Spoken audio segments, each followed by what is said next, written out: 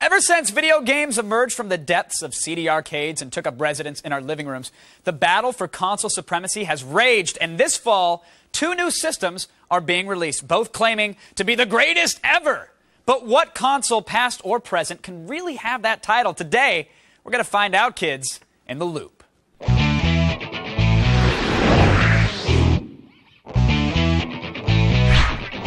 Joining us from a snowy hilltop in Tibet, my good friend and gaming expert, Sean Baby. What's up, Herrera? What's going on, buddy? It's so cold in Tibet. But Breathe I'm on your beating the hands. heat. Breathe on your hands.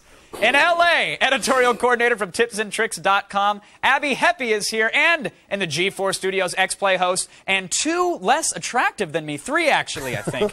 Adam Sessler is here. Hello, the number 6.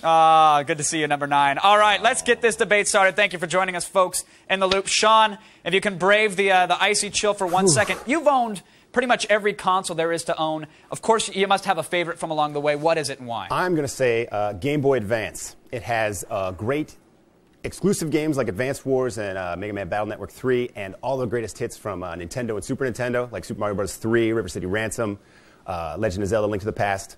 Now, why would you go with the Game Boy Advance and not like a DS or a DS Lite, which can play those games? Yeah, I guess you're right, but the GBA, you can like fit it in one little pocket. It's a great system. That is true, and you like them tiny because it makes you look bigger, right? Exactly, I look huge. Now, Abbie, what's up, Sherpa Mike?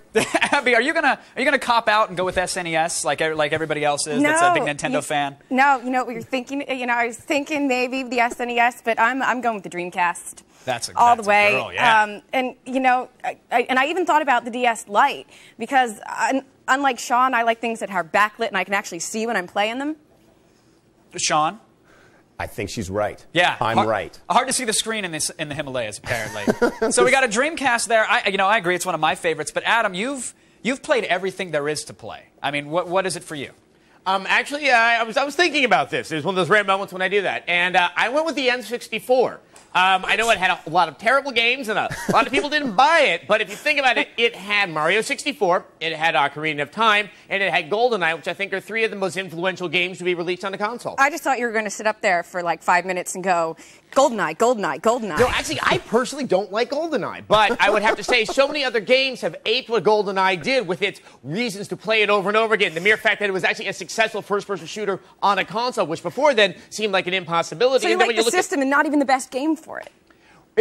But nonetheless, if we're saying the best console of all time, look at how many times those 3 games have attempted to be imitated on many other consoles, usually mostly unsuccessfully, especially on the PlayStation. Now, but Sean said there, you like the console, but for 2 games. For 2 games, dude. There are actually other consoles I personally like better, but as to be the best console in terms of its impact on the gaming industry, I would go with the N64. Well, if we're doing it that way, I think Nintendo is the one to go with, the 8-bit. I mean, that saved the video game industry, period. Yeah, they really had one big game that were then sort of imitated over and over. No, 2 big games, excuse me. There was Zelda and there was Mario. And Metroid? Yeah, it was Metroid. They didn't make a Metroid for the N64. No, they didn't. I'm glad they didn't, because it would have looked really ugly.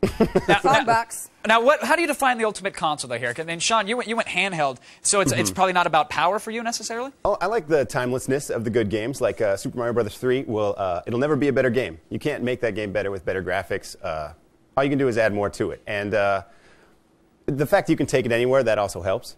So, Abbie, is it not about graphics for you as well, or is it about a nostalgia factor? Because the Dreamcast really didn't have that nostalgia. There was no Alex Kidd in Wonderland. No, and, but the Dreamcast, aside from having great games, it had a Windows browser. I mean, I can go on the internet from my Dreamcast. I can pick that up for like $30 now. Still can't do that on 360. An hour and a half. You got the VMU. Unfortunately, you didn't have the blast processing from the Sega Genesis, and thanks to 5 people that probably got that, but. And I think it has all the features. I think all the features that I think current consoles want. It all came together in the Dreamcast. That's true. Wow. Yeah, that's right. I mean, I understand there's a lot of emotion wrapped up with the Dreamcast. It kind of drank its hemlock a little bit young, and now we call it a martyr. But really, it was kind of withering on the vine there towards the later part of its 2nd year. And really, it had all these neat things. The VMU, what did I use it for? I just used it to distract myself during load time. It was an excuse to buy watch batteries from Walgreens, I think. Now I just rattled them in my hand and played dice. But what about being able to take a console online with a modem and play some Choo Choo Rocket or chat with people online? Absolutely. Wasn't that cool? A cool first for a console, Adam? Phantasy Star Online. Yes, and Choo Choo Rocket was seminal in that it was called Choo Choo Rocket. All right. That's a great name. Sean, looking forward, do you think that the Wii or the PlayStation 3 will usurp any of these consoles that we've said and become the best of the best? I don't think you're ever going to top Final Fight Mario 3. I think great new graphics. I think movies and games are going to come together to form a whole new thing that will never be as good as games used to be. All right, he's happy with 2D. Everybody, thank you for joining us in the loop this fall. The debate gets even more complicated with the release of the PlayStation 3 and the Wii, but for right now, again, huge thanks to Sean, Abbie, and Adam for keeping us in the loop. It was a pleasure.